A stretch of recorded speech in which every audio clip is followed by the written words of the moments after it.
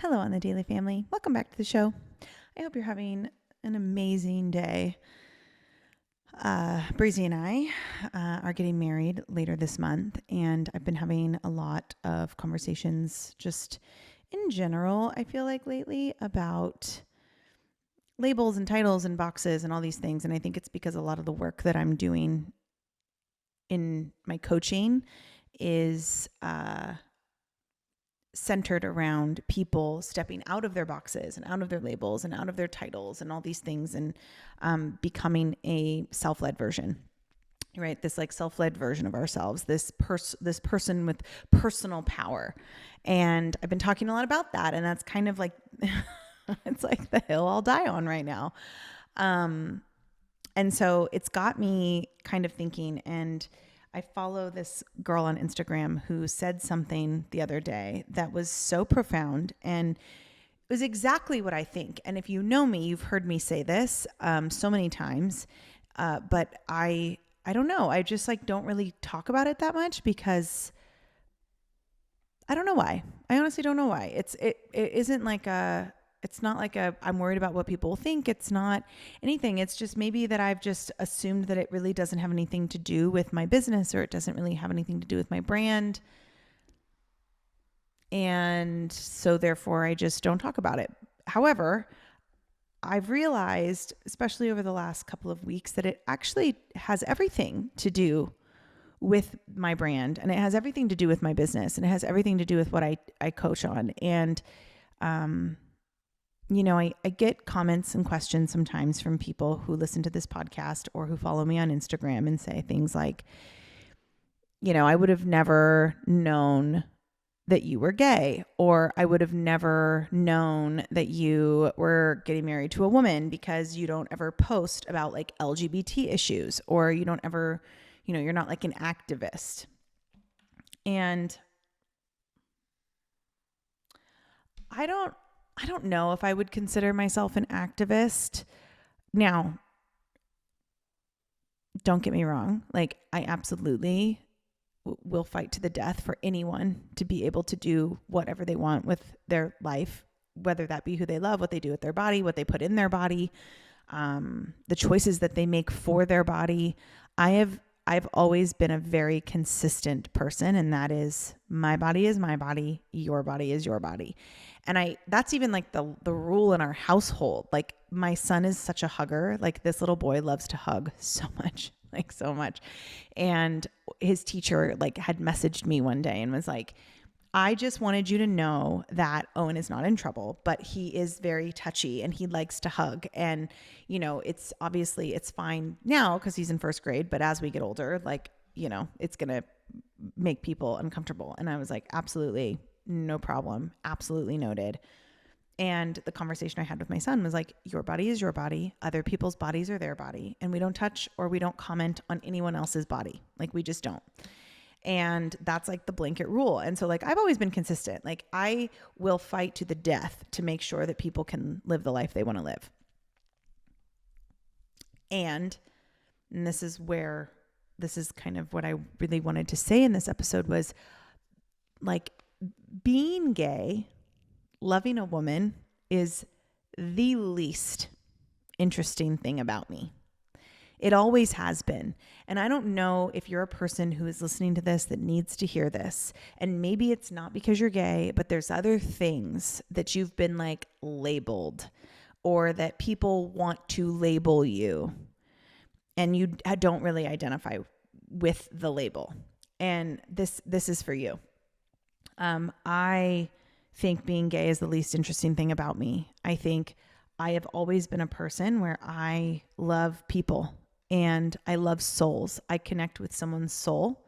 And to me, that has never really mattered whether or not they had a penis or a vagina. Like, it didn't matter to me, because I fall in love with people. And like I love my fiance. Like, I love Breezy so much. I don't love Breezy because she's a woman. I don't love her only because she's a woman. I love her unconditionally as my best friend, as my partner, as my future wife, and she happens to be a woman. And that is a really hard concept for some people to understand, because when people see Breezy and I as two women who are getting married and we are from Los Angeles, people make assumptions about who we are and what we stand for and the things that we'll fight for. And then when we don't stand up or fight for certain things, we are, people, it confuses people. And so I just wanted to make this episode because I think, this happens in our lives, this happens in our business, this happens all over the place, where people want to understand people. And we want to understand people through a lens that we understand. And that's normal, because we can't understand what we don't know, right? What we don't know what we don't know. And if we don't have experience with something that we are seeing as a possible reality, it is going to be overwhelming, and our brain immediately is going to want to try to fix or change it. And I've learned that. I learned that a really long time ago. And I don't try to change people's perceptions about what I should be doing, who I should be with, I don't try to do that. That's not my job. That's not my business. But what I can say is I identify a lot of different ways, and I am currently very much in love with a woman, and I'm marrying a woman, and that very much puts me in the LGBT community. And I have a lot of friends in the LGBT community. I have a lot of friends outside the LGBT community. I don't classify myself as Christian. I have a lot of really great friends who are Christian. I don't classify myself as Democrat or Republican, but I have friends on both sides of those aisles.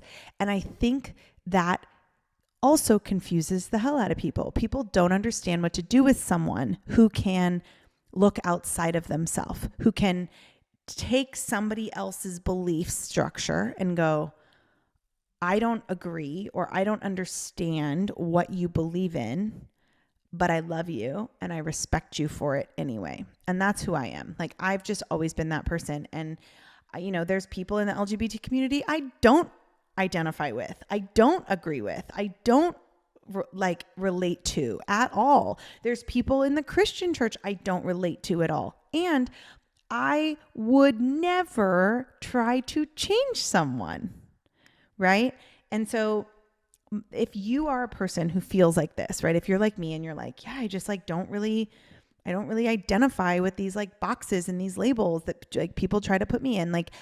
Whenever somebody, so there was a time where this was really big when I was in network marketing. When I was really working in network marketing, I would get a lot of requests to train other people's teams, and there would be a lot of buzz about me. Now, I moved very quickly in my network marketing business, record-breaking speed. I moved to the top of the comp plan. And what was being shared was Danielle is the first lesbian to make it to the top of this company. And I remember when that happened, I was like, okay, that's weird, because I was never I'm an LGBT advocate. That was never it. Of course, I can't believe that I'm the first LGBT woman to make it to the top of this company that's been around for over 40 years. And sure, that's cool. But I didn't make it to the top of this comp plan because I'm a lesbian. I made it to the top of this comp plan because I set my mind, I made my decision, I worked really hard for it. I didn't quit. There's a whole other conversation about how I actually just was so stuck in my masculine and burnt all the way out to do it. And I would never do that again. I would never work like that again. I don't care how much you were paying me to do it. It's not my peace is way more if it ever cost me my peace, it's too expensive. Different conversation for a different day. But it was just strange because people needed a reason to justify that. It couldn't just be that this random person came into this business, worked really hard, made it to the top of the comp plan in times that they say isn't possible. I think they said that average is 5 to 10 years. I don't know, 3 to 5 years, 5 to 10 years. I don't even know. 5 to 10 years, I think. And I did it in 11 months. And that was crazy. And nobody wanted to talk about the fact that like I had a great network. I did. I spent a decade building my network. Nobody wanted to talk about the fact that I, said no to so many things so that I could work. Nobody wanted to talk about the fact that like I, really have the power to be a connector and a networker like no one's business. Nobody wanted to talk about the fact that like I'm really good at sales. It was all deduced to Danielle is the first LGBT woman to make it to the top of this company. And I just, from that moment on, I just always remember being like, that is the least interesting thing about me though. Like what does that have to do with anything? And I think we do this. We deduce people to their race, to their religion, to their sexuality, to their identity. We deduce people to those things in the name of progress, in the name of wokeness, in the name of whatever the fuck. And I don't know. I mean, I think there's some parts of woke culture that are probably going to be the death of us if we're not careful. And, there is a level of like the pendulum swings, right? And at the end of the day, like I've always said, we're all running this race. The human collective consciousness is running a race. And the goal is to get to the finish line, ascension, right? That's the goal. And we can do that by walking. We can do that by running. We can do that by, being gay. We can do that by praying to God. We can do that by like so many different ways.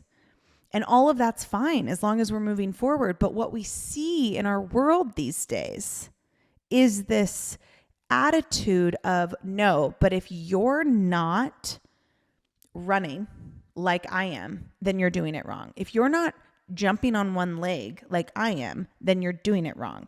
If you're not doing this, then you're doing it wrong. And I can't subscribe to that. I really, really can't. And I never have been able to. And I just don't think that we should be deducing people to their vehicle, right? Like one little baby piece of themselves. I don't think we should be doing that. And we do. And that's happened to me so many times, but I don't know, maybe you needed to hear this today. Maybe this is just something that you were like, yeah, I really relate to this. Like being gay is the least interesting thing about me. It always will be. And even when I got in a relationship with Breezy, so many people, because it was after like a very painful breakup with my son's dad that was like still very fresh in all things considered. And it was, there was a child involved, and it was our child, and it was very stressful. And I remember what people were saying, because it couldn't just be that these were two people that like maybe were just meant to come together to have a baby. And that was a really beautiful thing. And like, thank goodness we did that, because Owen is literally the most perfect thing in the entire world. It couldn't just be that was supposed to be our story. What made sense for people and what happened in people's brains was, oh, Danielle came out of the closet, and now she's with a woman. And then everybody was like, oh. And I was always like, that is so not what happened. Like there was so much more pain involved in that. There was so much more confusion involved in that had nothing to do with sexuality. It had nothing to do with like who was a man and who was a woman and who was married and who, like, it had nothing to do with that. It was literally the classic, like, we were on a path that we weren't aligned with, and like moving towards like a more aligned, happier life for all people. But people couldn't see it like that because it had to be deduced to Danielle came out of the closet. And so many people will try to like fight for my rights. And people ask Breezy and I before we moved to Texas, like, aren't you nervous to move to Texas as like two lesbian women? And I'm like, no, I'm not. Because you know what? Like what we try to show all day, what I will always show on my social media is love. I show love. I am about love. In whatever it looks like, I'm about love. And yes, I love my future wife. I love her so much. And we show our love. We show it proudly. But it's not like, I will never do it in a way that's like, if you are not okay with my relationship, then fuck you. I don't subscribe to that. And if there are people out there who have made their entire identity, their sexuality, that is so great. That is so great. Because again, your body is your body and my body is my body. And I think that is awesome that there's people that do that. I have never made being gay my identity. I have never made, when I was in network marketing, and again, like when I switched from network marketing and I decided to kind of like put my business on hold and like really move away from it and focus on my coaching business and focus on my podcast and focus on Hype You and focus on these other things, it was this like, there was this lack of understanding, and people try to deduce it, right? And I always say, like, I never made network marketing my identity. I have a brand. My network marketing business was an extension of that brand. My relationship is an extension of who I am. It is not my identity, and it never will be. And so I don't know. I think that there is room in this world for all viewpoints. And I don't think that you need to be, and it's not like I don't support, obviously it's not that I don't support gay rights. It's not that I don't, obviously I do, but it's just not my identity. And I've always said, like, I don't need other people to be okay with my relationship. I don't. I've had family members that have dated people that I am very against and I do not like. It's not my business though. It's not my choice. I don't get to choose who these people are with, right? That's just not how it is. And, so what do? You go to the wedding, you support them. You say, it's not who I would have picked for you, but I'm so happy if you're happy. But it's just one of those things where I don't need other people. Like, I'm so confident and so passionate about my relationship. I don't need other people to be okay with it because I am. And I'm confident that like our vibe and like the vibration that we're operating at does attract more of that to us, which is why Breezy and I have so many incredible people in our lives. People that are gay, people that are straight, people that are Black, white, Asian, people that are, in the trans community, people that are like all over the place. Like, there are people all over our world that are beautiful beacons of light, that are light workers, that are just the most incredible people. And our like labels, right? The societal labels really are the least interesting thing about all of us. So I don't know. I just really wanted to talk about that today, and I hope it resonated with you. If you have any questions, you can always come to my Instagram and holler. I'm Danielle _ on the daily. And, a lot of this work, a lot of me being able to say this to you today came after a lot of work, a lot of self-reflection, a lot of returning to my personal power and standing tall into who I was. So this, when I tell you, like, I don't need other people to be okay with my relationship, I don't feel the need to justify my relationship to anybody. I understand that there are people that are not there. And maybe it's not even a relationship. Maybe it's, anything about your life. Maybe you're not at this point where you don't feel like you need to justify. And what I can say is, this is why I do the work that I do. I have a program that will absolutely help you to stand taller in your personal power. It is called The Reckoning. It is my signature course and probably the most important piece of content and work that I've ever done. And you can get that by clicking the link in our show notes, or you can go to my website at daniellemccleary.com/courses and find it there. But I highly recommend you start doing this work, because the more you lead yourself and you stand in your personal power, the less you need outside validation from anyone else. And the more, I think, the more inclusive you become, honestly. So I hope this was helpful, and I love you, and I'll see you on Friday for another episode. Thanks.